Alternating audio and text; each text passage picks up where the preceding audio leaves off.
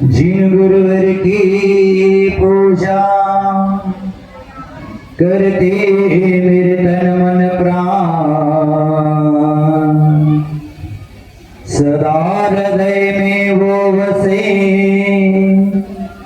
शत शत उन्हें प्रणाम। जिन चरणों में लगे हुए हैं तीर्थों के पावन रजकंड, बड़े भाग्य से मिल पाते हैं उन चरणों के स्पर्शन। जिनके हित मित वचन जीव का करते संतापहरण, उन सन्मति गुरु चरणों में मेरे ससोबार नमन। उन सन्मति गुरु चरणों में मेरे ससोबार नमन। उन सन्मति गुरु चरणों में मेरे ससोबार नमन। जय वर्तमान शासन महावीर भगवान की, देवादिदेव मुनीश्वरनाथ भगवान की, देवादिदेव वासुपूज्य भगवान की, अनंतानंत सिद्ध परमेश्वर भगवान की, चारित्र चक्रवर्ती समाधि समराचार्य भगवान श्री शांति सागर महाराज की, मम जीवन शिल्पी शांतमूर्ति वसरत्नाचार्य गुरुदेव सन्मति सागर महाराज की, रत्नस्मरणीय संत शिरोमणि आचार्य भगवान श्री विद्यासागर महाराज की, अहिंसामय विश्व धर्म की परम पूज्य वाणी भूषण सिद्ध सरमणि महाराज की जयकारा गुरुदेव का। उपस्थित जिन धर्म प्रेमी भव्य जीव हो, ये मनुष्य जीवन आनंद पूर्ण है, संगीत पूर्ण है। ये मानव जीवन महोत्सव पूर्ण है। इस मानव जीवन का आनंद हमें लेना है। जिन मनुष्य के पास अंतर्नेत्र खुले हुए हैं, उनके लिए यह जीवन सौंदर्यपूर्ण है। जिनके अंतःकरण खुले हुए हैं, उनके लिए जीवन संगीतपूर्ण है। और जिन्होंने अपने जीवन में जीवन जीने की कला सीख ली है, उनके लिए जीवन आनंदपूर्ण है। बंधु, जो मनुष्य अपने जीवन में धर्म को आत्मसात कर लेता है, जो मनुष्य अपना जीवन धर्ममय बना लेता है, जो अपना जीवन गुरु के प्रति समर्पित कर देता है, उनके लिए जीवन प्रसन्नतापूर्ण है। बंधुओं, सच्चा धर्म है वह भौतिकता का प्रलोभन नहीं देता है। सच्चा धर्म चमत्कार दिखलाता नहीं है। सच्चा धर्म अवतारवाद का समर्थन करता नहीं है। सच्चा धर्म संसार में नहीं भटकाता है, अपितु संसार में भटके प्राणी को मोक्ष की सुख की राह दिखाता है। वह सच्चा धर्म है। सच्चा धर्म वह है जो प्रत्येक प्राणी को भगवान बनने का अवसर प्रदान कर देता है। प्रत्येक प्राणी को परमात्मा का गुण क्या है उसके बारे में बताता है। वह सच्चा धर्म है। सच्चा धर्म संसार संबंधी दुखों का अंत करके स्वर्ग और मोक्ष की राह दिखाता है। वही सच्चा धर्म है। धर्म वही है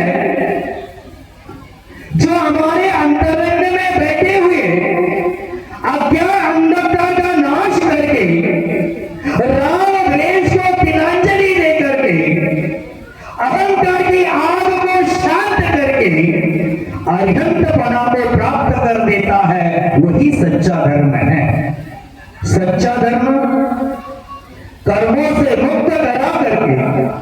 अलौकिक सुख प्रदान कर देता है, जन्म मरण के दुखों से मुक्त कराता है और अजर अमर पद की प्राप्ति करा देता है, वही सच्चा धर्म है। सच्चा धर्म वासनाओं की आधी धूप में दौड़ रहे व्यक्ति को शीतल छाया प्रदान कर देता है, वही सच्चा धर्म है। सच्चा धर्म तृष्णा की आग में झुलस रहे व्यक्ति को शीतल शांत मधुर वर्षा का सामना, वर्षा के समान नीर को प्रदान कर देता है, वही सच्चा धर्म है। सच्चा धर्म प्रदर्शन नहीं कराता, सच्चा धर्म आत्मदर्शन की वस्तु है, जो हृदय का रूपांतरण करे, जो अंतरंग बहिरंग आचरण में परिवर्तन करे, आत्म गुणों का जागरण करे, वही सच्चा धर्म है। धर्म मात्र बाह्य क्रियाकांड का नहीं, धर्म तो हृदय का संगीत है।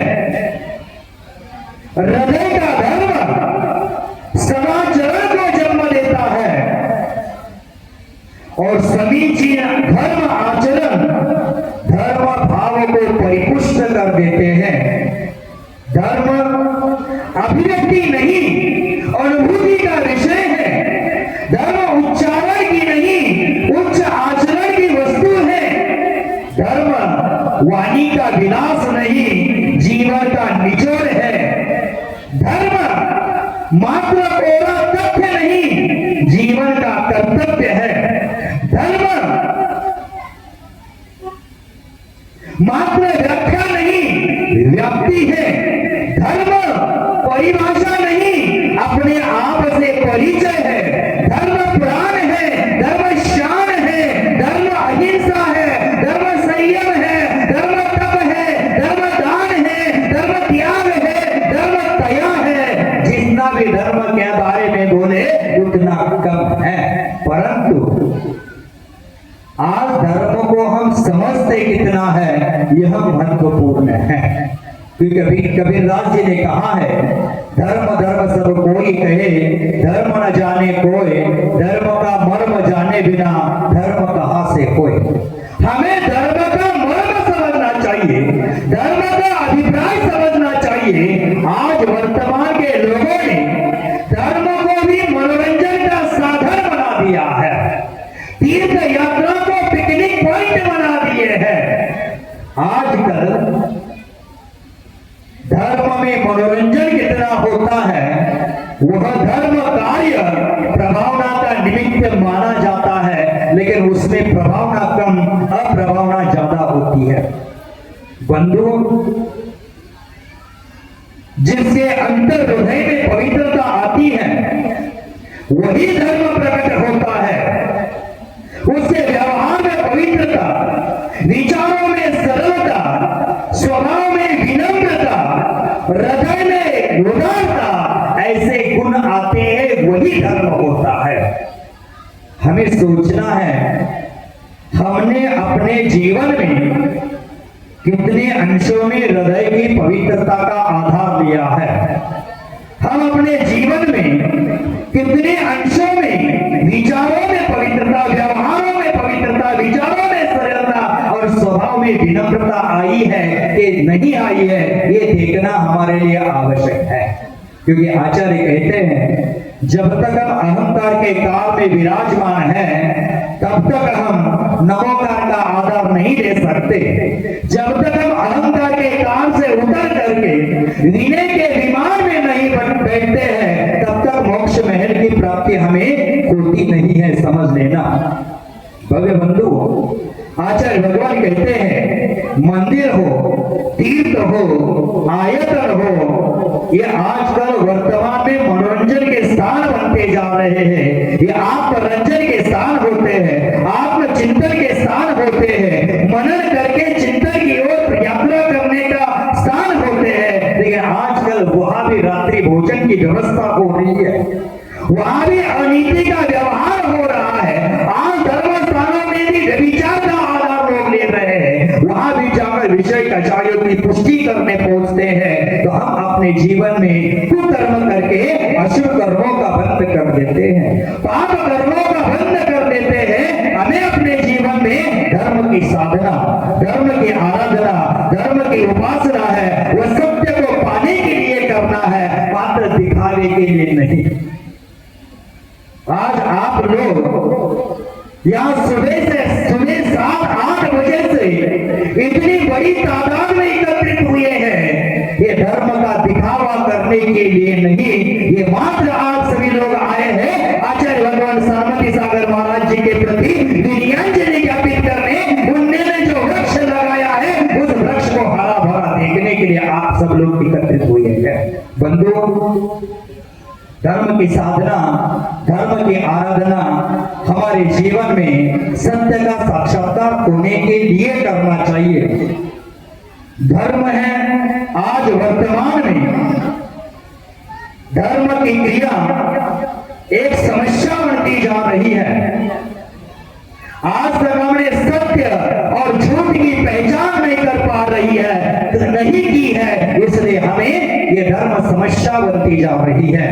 बंधुओं, आज वर्तमान में देखा जाता है पंथवाद के निमित्त झगड़े हैं, संतवाद के निमित्त झगड़े हैं, पूजन पद्धति के निमित्त झगड़े हैं, लेकिन सरस्वती सागर जी का संघ जहां जहां पहुंचता था वहां वाद विवाद तंटा नहीं होता था, एकता की घंटा बजती थी। और वही आज एकता की घंटा बजाने 9 साल के बाद पुनः मैं मैसार में पहुंचा हूं, सावनी कोल्हापुर में पहुंचा हूं। समाज को एकता के सूत्र में हमें बांधना है, क्योंकि मैं कहता हूं संगठन ही जीवन है और विघटन ही मृत्यु है। जितना हम विघटित हो जाएंगे उतना हम मृत्यु के पास पहुंच जाएंगे, और जितना संगठित हो जाएंगे उतना हमारे आत्मा का विकास हो जाएगा। जितना संगठित हो जाएंगे उतना हम सुखपूर्वक जीवन जी पाएंगे।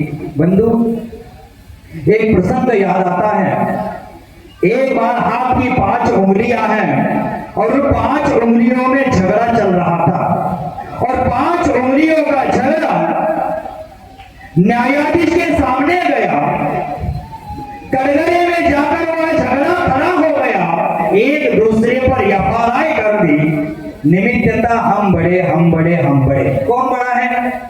जो बड़प्पन से दूर है खड़ा वह है सबसे बड़ा। आपने देखा होगा मंदिर में एक घंटा होता है और एक घंटी होती है। घंटा कहाँ होता है? चौखट के सामने टांगी होती है घंटा, आने वाला लोग उसको बजाता है। और एक घंटी होती है, वह कहाँ होती है? पुजारी के हाथ में होती है, भगवान के पास होती है। जो जितना छोटा हो जाता है उतना वह भगवान के पास पहुंचता है, और जितना जो अहंकार से बड़ा हो जाता है कि वो अपना जीवन में लाता है, वो घंटा बनकर दूर खड़ा हो जाता है। बंधु,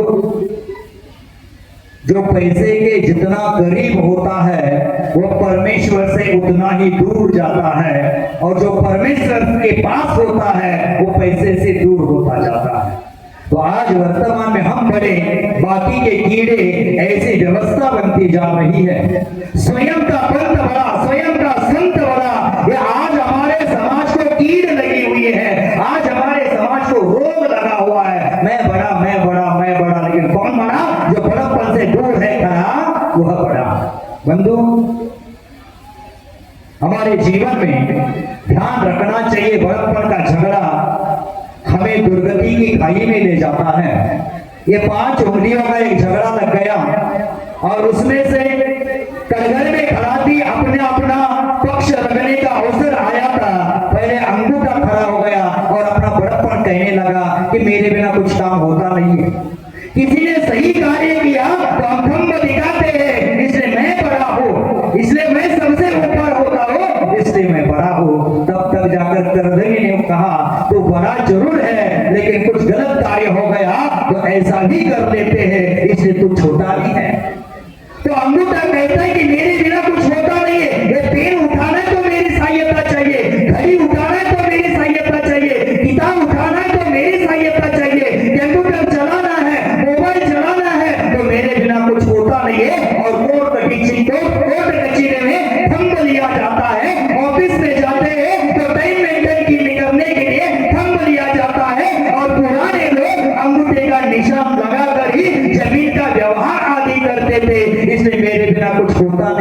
इसलिए मैं ही बड़ा हूँ। इसलिए क्या हो, मैं ही बड़ा हूँ। और इतना ही नहीं, गुरु द्रोणाचार्य ने एकलव्य को गुरु दक्षिणा ने अंगूठा मांगा था, इसलिए मैं ही सबसे बड़ा हूँ। इसका बड़प्पन सुनते सुनते बगल वाली अंगुली है, आप उसको क्या कहते हैं? कौन सी finger? Index finger. Index finger उठ जाती है और बोलती है तू होगा बड़ा, तू होगा बड़ा। लेकिन कौन किधर गया है उसका निर्देश देने के लिए मेरा ही प्रयोग किया जाता है, दिशा निर्देश मेरे द्वारा ही होता है, इसलिए मैं बड़ी हूँ। तब जाकर मध्यमा उठती है और बोलती तू कहाँ बड़ी है, दूसरे का दोष दिखाने के लिए भी तू खड़ी होती है, दूसरे का दोष दिखाने के लिए भी तू खड़ी होती है, तेरे द्वारा ही दोषारोप किया जाता है, तू कहाँ की बड़ी है? तो वो बोलती नहीं मैं ही बड़ी हूँ, क्योंकि दोष दिखाने के लिए भी हिम्मत चाहिए, दोष दिखाने के लिए भी हिम्मत चाहिए। जो निर्दोषी होता है वही दूसरे के दोष दिखाता है, लेकिन स्वयं दोषी होता है और दूसरे के दोष दिखाने जाए वो दुर्गुणों का भंडार बन जाता है। दोष दिखाने के लिए भी हिम्मत चाहिए। मैं 9 साल के बाद सांगली कोल्हापुर महाराष्ट्र में पहुंचा हूँ। मैं आपको कहता हूँ मेरे द्वारा कुछ गलतियां हो गई तो मेरे कान में आकर बता देना, धर्म की अप्रभावना मत करना। जो भी मेरी गलती दिख जाए तो आप मुझे कान में आकर बता देना, समाज में जाहिर मत करके उसकी अप्रभावना का निमित्त मत बनना।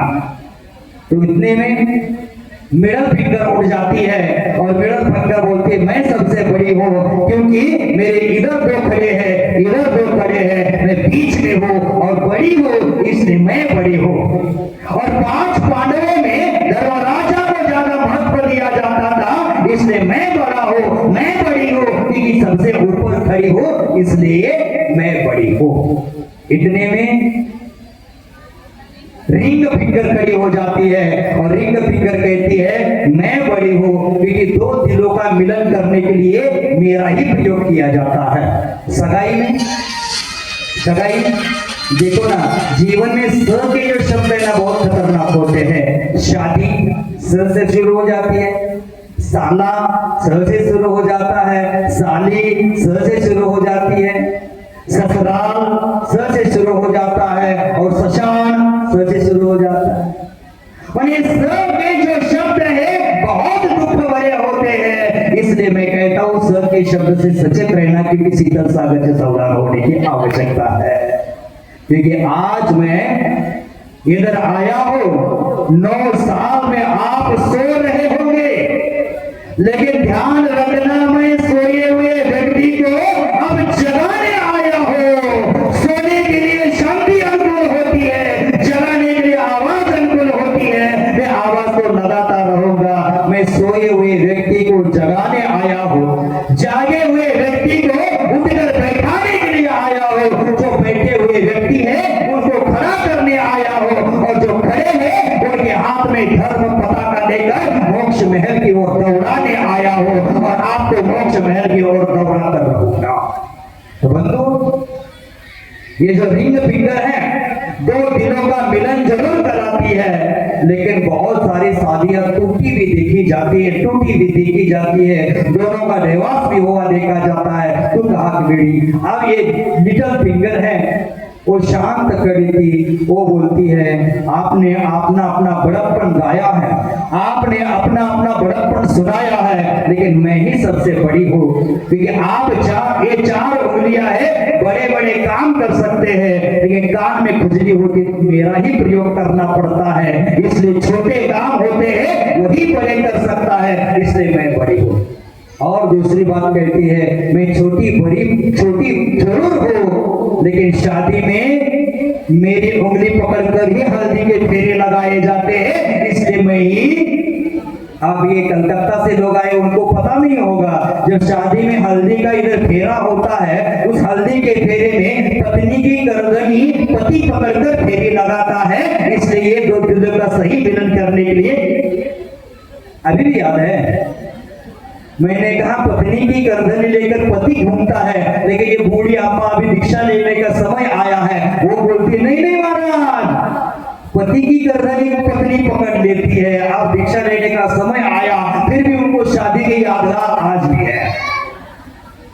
वो कहता है, करधनी कहती है सब आप लोग बड़े होगे, लेकिन गुरु जी के सामने जब खड़े होते हैं नमस्कार मुद्रा में, वो सबसे बड़े सबसे आगे मैं ही होती हूँ, इसलिए मैं सबसे बड़े हूँ। करधनी कहते हैं जब जमीन को स्पर्श करके नमस्कार कर देते हैं, उन 4 उंगलियों का भार मैं ही उठाती हूँ, फाउंडेशन ही 4 उंगली का मैं ही हूँ, इसलिए सबसे बड़ी कौन हो?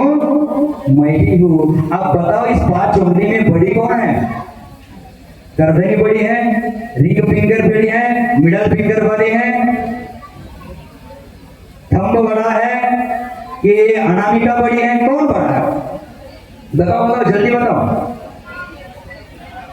तब जाकर कोर्ट ने न्याय ने निर्णय दिया कि 5 उंगलियों का महत्व अपनी अपनी जगह अपना अपना महत्व है। इन 5 उंगलियों में एक भी उंगली नहीं होगी तो काम नहीं चल पाएगा।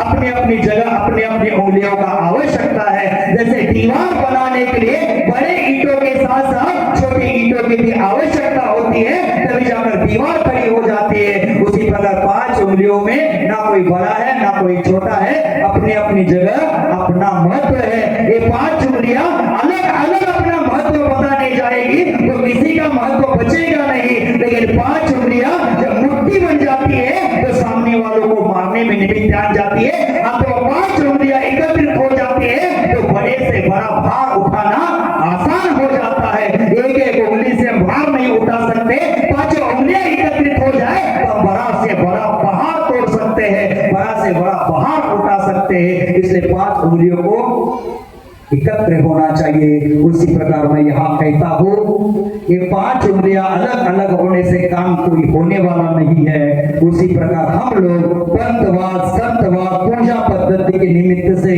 झगड़े करने से धर्म की प्रभावना होगी नहीं। ये पंथवाद संतवाद सांप्रदायवाद छोड़कर हम सभी जैनियों को एकमात्र जैन समझकर एकत्रित होना है, तब जाकर जिन शासन की प्रभावना हो जाएगी। और जिन शासन की प्रभावना करने के लिए पुनः हम यहाँ आए हुए हैं। बंधुओं, आचार्य भगवान सन्मति सागर महाराज जी के द्वारा उनके उदार आशीर्वाद से वात्सल्यमयी प्रेरणा की धार से विशालकाय यहाँ आश्रम का निर्माण हुआ है। भगवान मुनीश्वरनाथ भगवान की प्रतिमा वहां व्यवस्थित रूप से खड़ी कर दी है, स्थापित कर दी है। यहाँ स्कूल का निर्माण भी हो गया है। आज लगता है कि 12वीं के निमित्त नए एडमिशन की शुरुआत हो गई है। लगभग इस साल 108 बच्चा स्कूल में पढ़ रहा है। अगले के साल में 25-26 के लिए 150-160 तक हो जाएंगे, ऐसा अनुमान है। यहाँ स्कूल का निर्माण हो गया है, व्रती आश्रम का निर्माण है। यहाँ गौशाला निरंतर 2010 से चल रही है। स्कूल 3 साल से यहाँ चल रहा है। बहुत सारी योजनाएं यहाँ कल्पना में हैं। उस कल्पना की योजनाओं को अंजाम देने का अभी समय आया है, क्योंकि जो उपजाऊ जमीन होती है और कुछ समय उसमें बीज नहीं बोए जाते तो और कुछ समय के बाद उसमें बीज बोए जाते हैं तो अत्यंत उत्कृष्ट रीति से धन धान्य से वो भूमि फलित हो जाती है, पुष्पित हो जाती है। उसी प्रकार 9 साल में इस क्षेत्र पर जो भी कार्य था वैसे के वैसा यहाँ है, व्यवस्थित है। मात्र स्कूल का एक नया निर्माण हो गया, लेकिन अभी इस उपजाऊ भूमि में बीज बोने का समय आ गया है। बंधु, यहाँ बहुत सारे कार्य सुचारू रूप से चल रहे हैं। जो फाउंडेशन के मंत्रिमंडल ट्रस्टीगण हैं, गौशाला के ट्रस्टीगण हैं, वृद्धि आश्रम के ट्रस्टीगण हैं और अथवा स्कूल की कमेटी है, उनकी कितनी सराहना करें उतना कम है।